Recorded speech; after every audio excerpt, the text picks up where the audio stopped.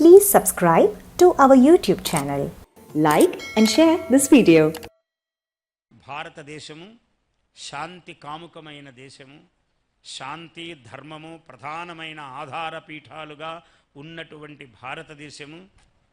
ఇటువంటి భారతదేశములో ఇవాళ మరి ఎప్పటి నుంచో చేస్తున్నారు దుష్కరులు, ముష్కరులు, దుర్మార్గులు కొన్ని పనులు చేస్తున్నారు. అలా కాశ్మీర్లో పరమ సుందరమైనటువంటి స్థానము కాశ్మీరము.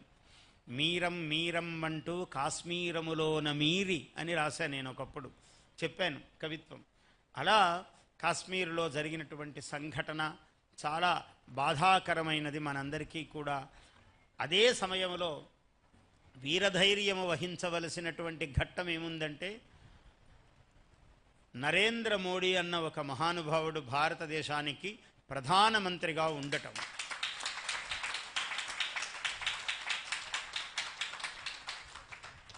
అమిత్ షా అన్నటువంటి ఒక మహానుభావుడు ఆయన పక్కన కుడిభుజముగా నిలబడటము.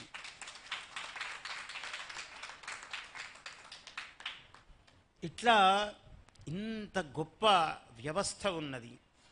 ఎక్కడే కానీ తొట్టుపాటు పడకుండా చాలా నియమముగా ఎక్కడ ఎలా వ్యవహరించాలో, ఎంత మాట మాట్లాడాలో, ముఖములో ఎంత ఆకార విభ్రమము ప్రకటించాలో అంతా జాగ్రత్తగా ఆయన వ్యవహరిస్తూ, తన మంత్రిమండలినంతా వ్యవహరింపజేస్తూ, సర్వ త్రివిధ దళాధిపతులను అలా నడిపిస్తూ ఇవాళ విజయధ్వజము నాటుతూ ఉన్నాడు ఒకవైపు.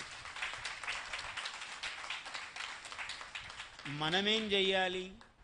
మనమందరూ కూడా అమ్మవారిని ప్రార్థించాలి. ఎవరి దైవాన్ని వారందరం మనము ప్రార్థించాలి. ఇంకో గొప్ప విషయం కూడా ఏముందంటే, ఏ విషయములోనూ ఏకి కులము, జాతి, మతము, వర్గము అన్నీ వదిలిపెట్టి అందరూ కూడా ఏకోన్ముఖంగా ఇవాళ ప్రధానమంత్రి ప్రభుత్వము వెంట ఉన్నారు. ఇది కూడా గొప్ప పరిణామం.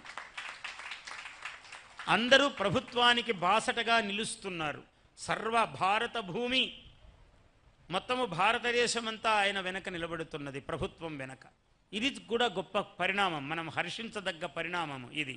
ఇట్లా ఉన్నది. అయితే ఈ ప్రసార మాధ్యమాలలో ముఖ్యముగా దాన్నే ఇంగ్లీష్లో చెప్తే సోషల్ మీడియా, దాని ఇష్టము. వీడికి దోచింది వీడు, వాడికి దోచింది వాడు, ఎవడు అబద్ధాలో ఎవడు సుబద్ధాలో, అబద్ధం వా సుబద్ధం వా కుంతీపుత్రో వినాయక అన్నాడు.